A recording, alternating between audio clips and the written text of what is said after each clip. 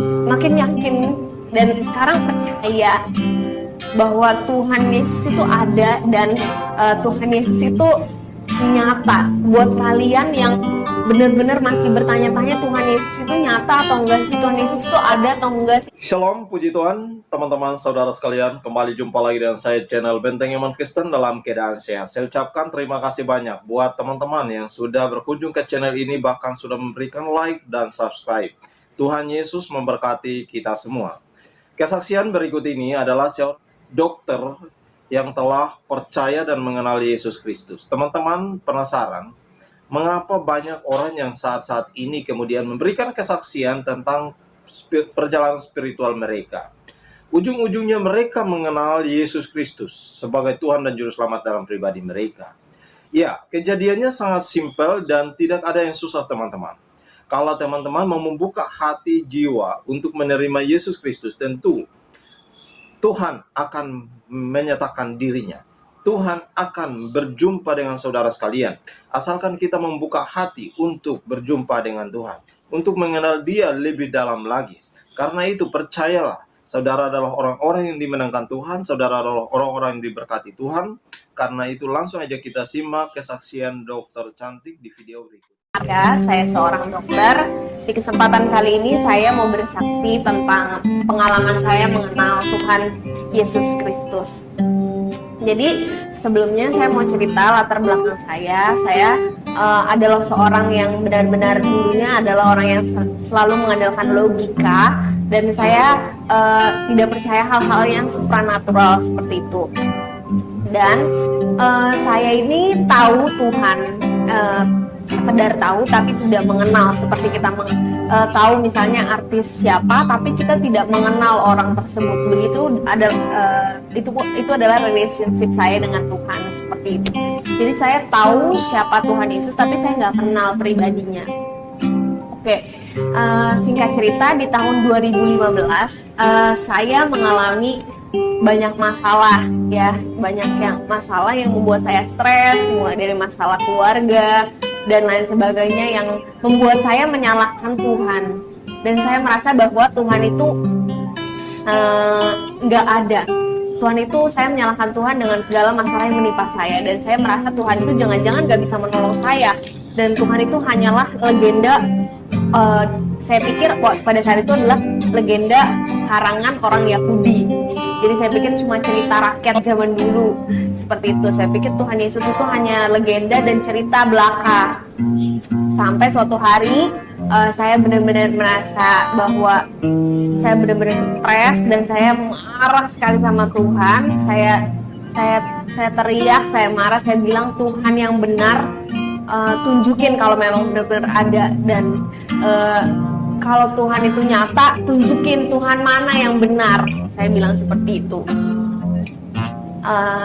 Tidak ada jawaban yang saya dapatkan sampai akhirnya pada Maret 2015 saya waktu itu saya di kampus masih kuliah. Saya melihat ada sebuah pamflet besar sekali di daerah kampus saya.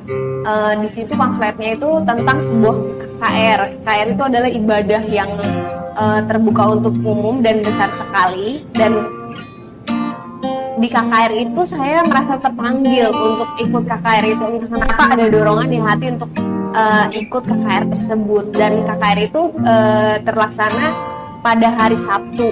Nah, pada hari Jumatnya saya merasa bahwa saya dipanggil sampai 3 kali. Jadi saya paginya lihat brosur itu, terus saya nyetir mobil di depan saya tuh pasang stiker di mobilnya, stiker KKR tersebut. Dan juga pada saya malam hari ke rumah teman saya, di rumah teman saya ada brosur tentang KKR tersebut. Jadi saya kayak terpanggil 3 kali ya untuk ikut ke KKR tersebut. Singkat cerita, saya ikut KKR tersebut, dan karena waktu itu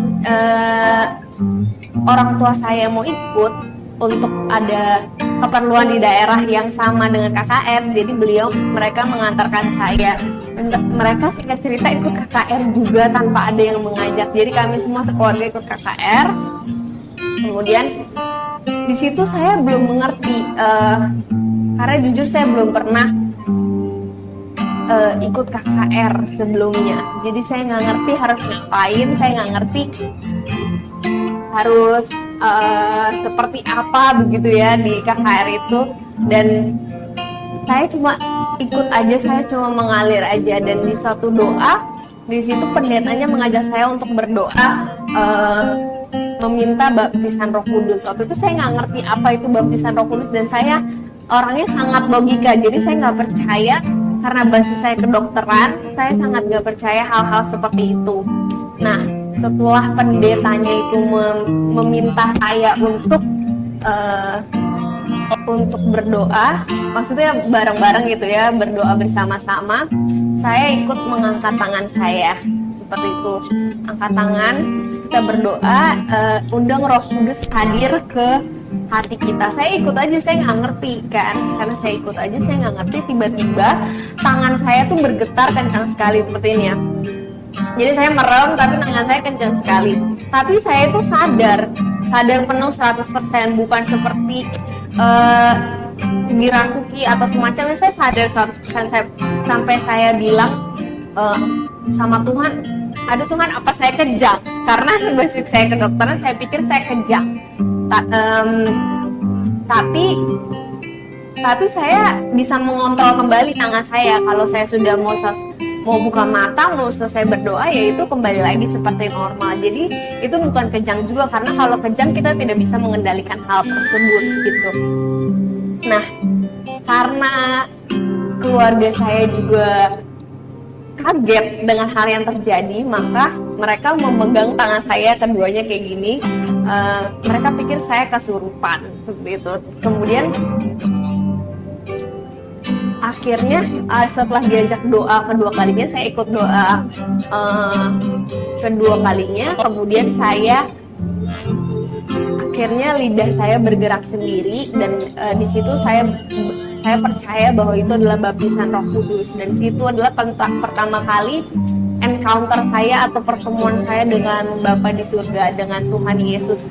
Dan saya merasa bahwa di situ ada damai sejahtera yang melampaui segala akal, yang benar-benar rasanya mengangkat semua beban dan stres saya. Dan saya yakin dan percaya bahwa Tuhan itu nyata. Tuhan itu rasanya pada saat KKR itu rasanya cuma datang hari itu tuh buat saya, padahal di situ banyak ribuan orang gitu ya. Dan saya merasakan jatuh cinta pertama kalinya dan kenalan pertama kali dengan Tuhan Yesus. Dari situ hati saya diubahkan. Dari tadinya saya orang yang keras seperti itu ya, tapi Tuhan melembutkan hati saya. Banyak karakter saya yang sampai saat ini masih belum sempurna, tapi diubahkan satu persatu sama Tuhan Yesus gitu. Nah, itu yang membuat saya lebih makin yakin dan sekarang percaya bahwa Tuhan Yesus itu ada, dan Tuhan Yesus itu nyata. Buat kalian yang benar-benar masih bertanya-tanya Tuhan Yesus itu nyata atau enggak sih, Tuhan Yesus itu ada atau enggak sih, atau gue tahu Tuhan tapi gue nggak mau berurusan lah sama dia ya, please saat ini pas yang menonton video ini minta tanya sama Tuhan, Tuhan yang benar tuh kayak apa sih. Nah, minta Tuhan minta Tuhan nyatakan dirinya kepada kita.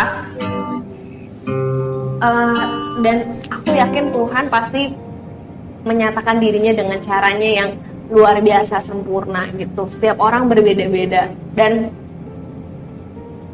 setelah itu banyak kejadian-kejadian mukjizat yang terjadi. Banyak aku lihat juga orang disembuhkan, orang sakit disembuhkan yang selama ini aku pikir hanya dengan medis, tapi ternyata bisa disembuhkan dengan secara supranatural dan kuasa dari doa. Itu aku percaya ya. Kemudian aku juga mau cerita lagi, waktu itu aku pernah setelah terima Yesus ya, singkat cerita aku sudah terima Yesus, kemudian aku ada ikut pertemuan doa di gereja. Dan di pertemuan doa itu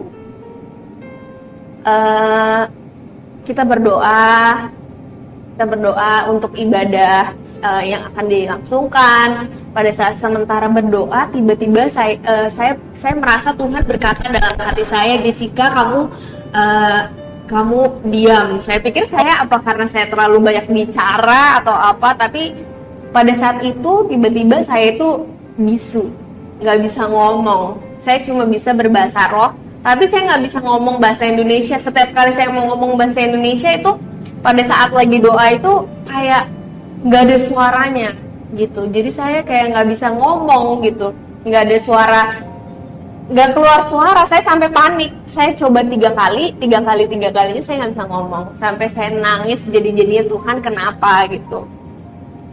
Sampai pada saat saya sedang berdoa itu, pada saat saya sedang nggak bisa ngomong, Tuhan tunjukin suatu rumah. Ya, rumahnya itu biasa aja, nggak besar,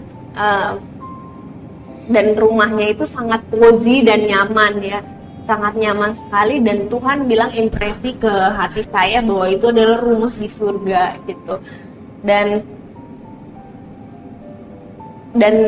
di Yohanes 14 ayat 2 juga Tuhan berkata bahwa di rumah Bapakku banyak tempat tinggal. Jika demikian, tentu aku mengatakannya kepadamu, sebab aku pergi ke situ untuk menyediakan tempat bagimu. Dan saya mau bilang saat ini bahwa surga itu nyata, Tuhan itu nyata, dan rumah di surga itu nyata. Dan Tuhan sedang memelihara kita dan menyiapkan rumah untuk kita yang percaya kepadanya gitu ya. Setelah saat itu saya bilang thank you Tuhan, terima kasih, saya mengucap syukur. Terus tapi saya bilang, Tuhan gimana nih, saya masih nggak bisa ngomong gitu kan. Setelah ibadah ini Tuhan bilang kamu akan bisa ngomong dan kamu harus menjadi saksi, kamu harus bersaksi intinya ya. Akhirnya bener dong, setelah ibadah itu setelah pertemuan doa itu saya bisa ngomong. Saya bercerita kepada yang ikut pertemuan doa di situ, barusan saya mengalami kejadian ini, dan Tuhan itu nyata dan mereka sangat terberkati. Dan saya berdoa juga setiap yang menonton ini terberkati, nggak ada motivasi lain selain memuliakan nama Tuhan gitu ya. Dan aku mau bilang bahwa kalau yang nonton video ini juga Yesus itu nyata, dan tiada jalan menuju Bapa selain dengan melalui Yesus gitu ya. Dan untuk yang dengar kesaksian ini, aku berdoa semoga kalian diubahkan, Roh Kudus menyatakan dirinya kepada kalian dan kalian bisa bertobat dan berserah kepada Tuhan. Kalau kalian masih ragu Tuhan itu nyata, please just ask Him to reveal Himself to you, and He will reveal Himself to you pastinya. Aku yakin dan percaya. Oke, sekian aja kesaksian aku. Semoga bisa memberkati dan God bless you. Iya, puji Tuhan teman-teman semua. Itu kesaksian dari seorang dokter cantik. Dan saya percaya bahwa kesaksian yang diberikan buat kita semua ini adalah kesaksian yang sangat luar biasa. Mereka sudah mengalami perjalanan spiritual mereka bersama Tuhan. Tuhan telah menjamin keselamatan mereka dan hidup mereka ada di dalam tangan Tuhan. Sehingga apapun yang mereka lakukan, mereka percaya pasti Tuhan akan menolong. Tuhan akan membela kehidupan mereka. Apa yang dilakukan oleh dokter cantik ini adalah keputusan yang tepat, sehingga ia tidak salah memilih bahwa Yesus adalah jalan keselamatan dan hidup. Ya, itu saya teman-teman. Kiranya Tuhan Yesus memberkati saudara sekalian dimanapun kita berada. Shalom.